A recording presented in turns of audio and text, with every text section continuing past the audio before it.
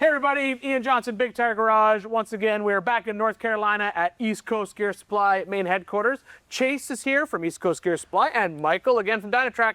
And we're gonna talk about axles. Just the number one question everyone asks is, should I buy one of these junkyard axles and rebuild it? Or should I go to a crate axle? So I'm gonna start with Chase. So you obviously sell a lot of parts for the Junkyard front 60. What is the first thing somebody needs to upgrade if they've made a decision to buy junkyard axle? Well, I mean, most people are going to go ahead and put lockers in it, re-gear it, which is an expense, particularly if you're not going to do it yourself. You know, if you're taking a junkyard axle to a shop and you're going to pay that labor rate, then, you know, that price is going to start to go up. And then what about the housing itself? So there's obviously some inherent issues with the Super Duty housing, mainly this giant cast item right on the back. Yeah, I mean, in stock form, it's not a terrible axle. You get 3.5-inch axle tube, which is pretty good. But in order to get it into most of the projects, you have to hack off this radius arm mount. A lot of guys take out some of the casting here, which, you know, removes some support for the tube. We've seen people tear tubes out of them after they've done that. And it's a tremendous amount of work to grind all that cast material off. Oh, I've done it. It's a wonderful day in the shop. But East Coast Gear Supply has got you covered for everything you would need if this is where you're going to go, right? Correct, so you've got the gears, the lockers, everything that we need. So if I'm putting this in my project, where do you see people making the biggest mistake on this axle? If they're going to start with a junkyard axle, what do people do that you wish you would see them not do on these junkyard axles? Honestly, I think they just spend so much money, particularly on like the bare housing. You can buy like a full truss kit for it and all the parts to go in it, but at the end of the day, the pinion offset's still 11.5 inches, so it's very far driver, which starts to get into the frame. It's very difficult to mount, you know, links to it and have enough room.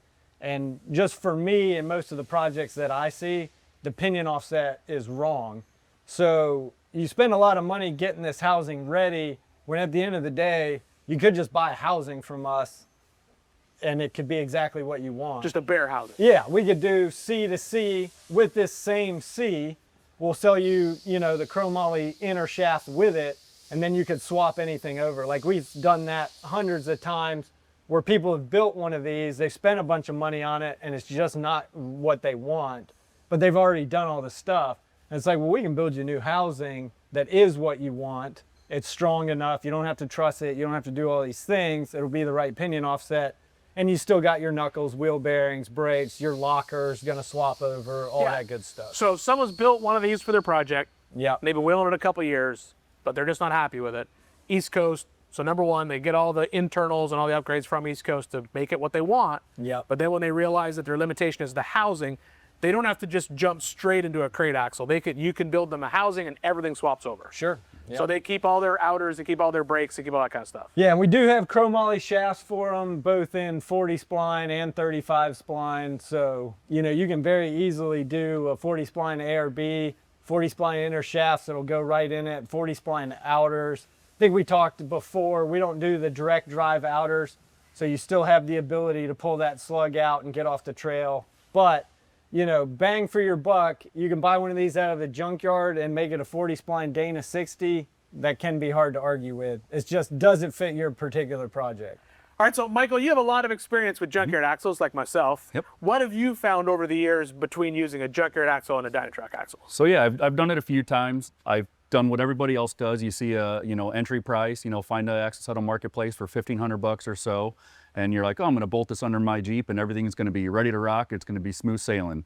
Well, you get that thing home, you know, you start stripping it down. You got the bare housing. I mean, just hours and hours and hours of grinding, cutting, plasma cutting, everything to get all that brackets out of the way and making sure you do a clean job. That way you can install that truss on there. That truss is gonna allow you to be able to bolt in to your application, and that right there is you're just now getting to the starting point of a Dynatrac or East Coast bolt and axle assembly. And then from there, you know, you have to really start piecing together, how far do I want to go with this thing? You know, in my head, I'm going to keep it budget friendly. Well, by the end, I'm running, you know, 1550 shafts, ARB, 538s, truss. I'm running, you know, worn hubs on there, everything, upgraded the brakes. I run Yukon hubs on mine, just myself. Well, the Yukon hubs just came out for these. I'm still living that 99 to 04 life. All right, so sorry, I didn't want to Yeah, say. no, you you're can good. keep going. I'm just messing with you. Go ahead. So in my head, I was thinking I was really going to keep it budget friendly, but then whenever I'm already there, I was like, well, I might as well add on some reed knuckles, might as well add on some aftermarket hubs, might as well swap over to 1550 shafts since mine came with the 1480s, you know, running ARB in there. By the time you do all of that, and then I added in my new steering setup and got it all exactly how I wanted it. And then when you start to place that actually in the vehicle, then you start realizing all the other issues that arise. So that front diff is so far driver offset that you're really losing a lot of up travel in your setup just based off where that pumpkin's at. And that will really limit your suspension setup, just everything, and that's a headache. You're messing with frame side track bar brackets and all that. And then another reason that I didn't really care too much about the Super Duty axle is that front side being so far offset, that shaft and everything is so short on there. For whatever reason, it just seems like that is a weaker point in those. They snap, they break, I've done it. And then the rears, everybody thinks, oh, the rear's gonna be a lot easier. A common add-on for the rear is the 14 bolt, or if you buy a pair like I've done a couple times and get a Sterling, then you also run into some same issues there. Yes, the cleanup is easier, but that rear Sterling is actually offset just enough too, to where now you're running into the fuel tank. So that's another issue. Now you're like, okay, am I bashing in for a budget build the fuel tank, or am I going to do a fuel cell? So next thing you know, you're spending $2,000 on a aftermarket fuel cell setup just so you can fit in your rear Sterling into that location. And then same thing with the front. You know, after you get it all cleaned up, you're welding on all the brackets, and then you're having a ring gear set, you're having the locker added, you know, upgrading brakes, and then the 14 bolt, while it's a great axle, now you're running into mismatched bolt patterns. So all these front Super Duty axles are going to have an 8-on-170 from the factory, then you're going to have the 8-on-6.5 on the 14 bolt. So now you're trying to figure out, do I find a unit bearing for my Super Duty axle to match the rear? Am I going to re-drill the rear, match the front? So it's just one thing after the other, and then by the time you're done, it's like, buy a set that's ready to rock.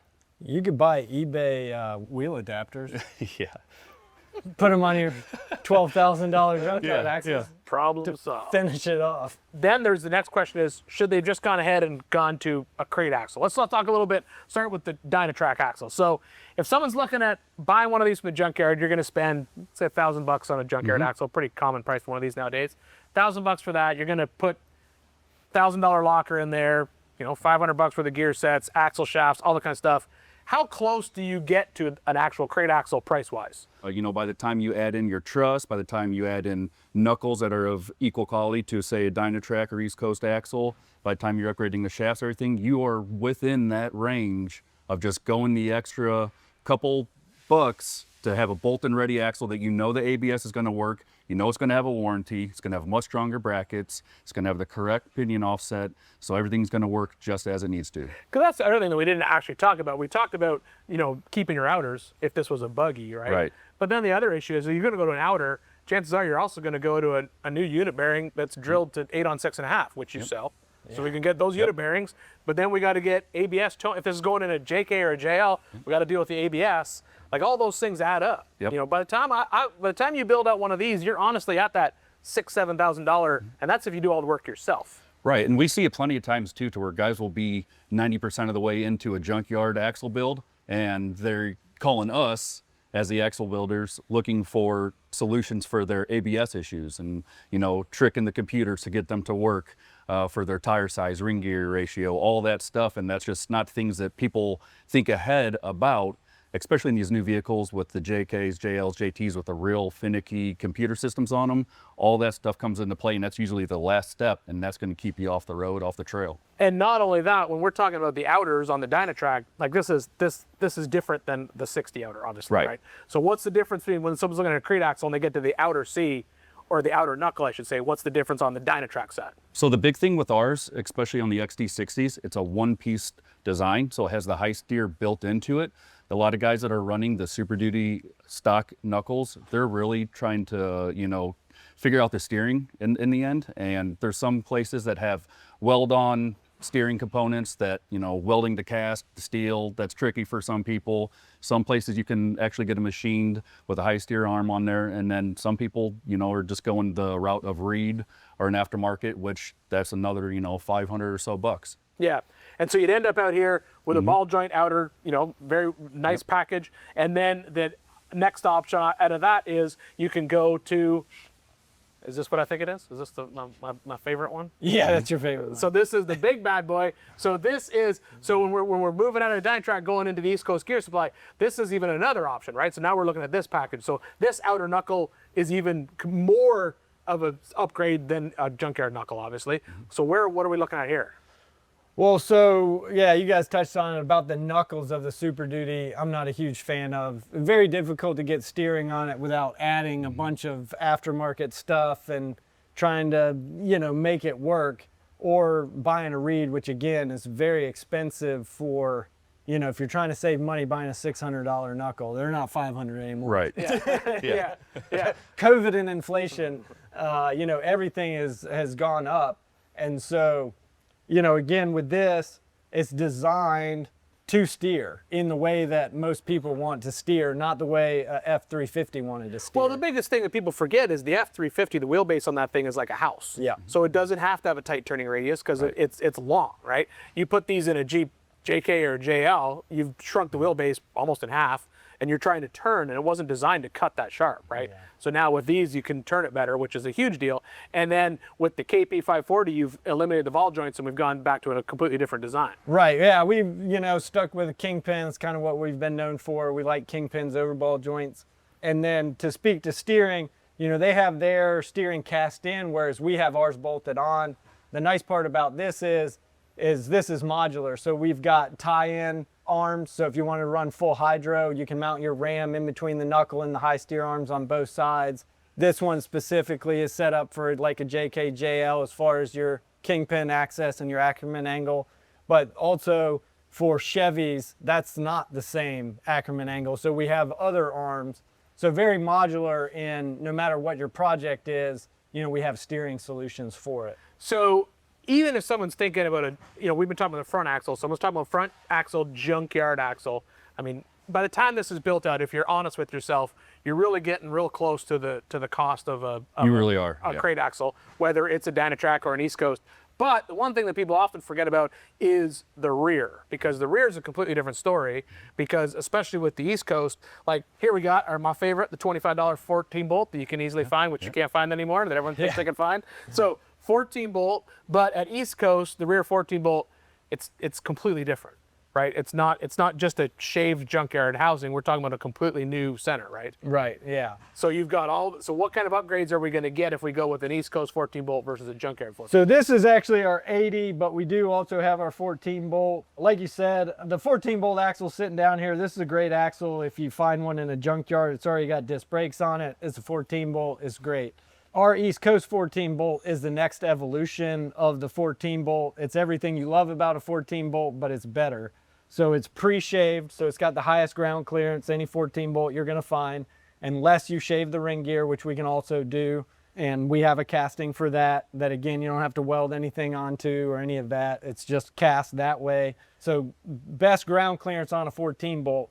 And then I would say the biggest issue that we have with 14 bolts in the field is axle shaft bolts coming loose and bending spindles. So stock spindles, they're okay. It's a 1-ton axle, but the market has gotten a lot more aggressive, and you will absolutely bend stock spindles if you're running a 43 sticky and beating it. And especially if guys take the junkyard spindle and hog it out to a 40 spline. Yeah, so that's like, I'm gonna go ahead and tell you it's not even possible, and don't waste your time. So every 14 bolt from us comes with our 40 spline package, regardless if it's 40 spline or not. So if you're gonna build a 30 spline 14 bolt and you bought it from us, it has 40 spline spindles on it. So you could upgrade, you could throw a 40 spline spool in it, or if you already had an ARB, swap spider gears in it. We do keep spider gears for that reason.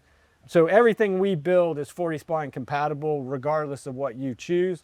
And that's just because, are we really saving money putting a slightly smaller spindle on it when we're building brand new? Not really. I never want somebody to call back and say, I want to upgrade this, and me be like, we got to build something completely new. Yeah. So everything we do is 40 spline compatible in the 14 bolt. And again, it's designed for ABS, whether or not you're using it or not. But as far as the axle shaft bolts loosening up, the 14 bolt flange pattern is on a 3.56 circle. So it's tighter than what Dynatrac runs and what we run. And Dynatrac also runs 12 bolts instead of your 8 bolt. So we run an 8 bolt on ours, but a wider pattern. And we also run dowels in our shafts. So that solves axle shafts loosening up. Yeah. And we see it all the time. Buggy comes in and we'll go take apart in the shop and just unscrew the bolts by hand. When you put a spool in something like that and everything's locked together, they just sit there and beat on each other until the bolts loosen up. And usually it shears the bolts off.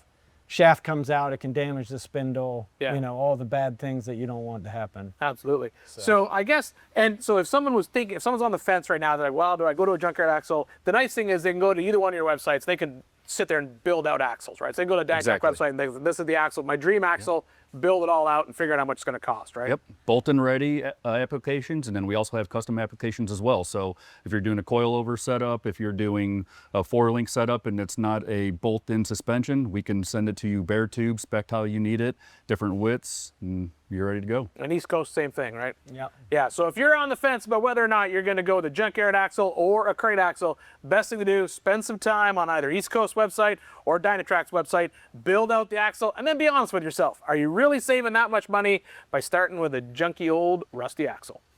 You're not. You're not. Unless you pay yourself nothing. Not everyone works for free like me.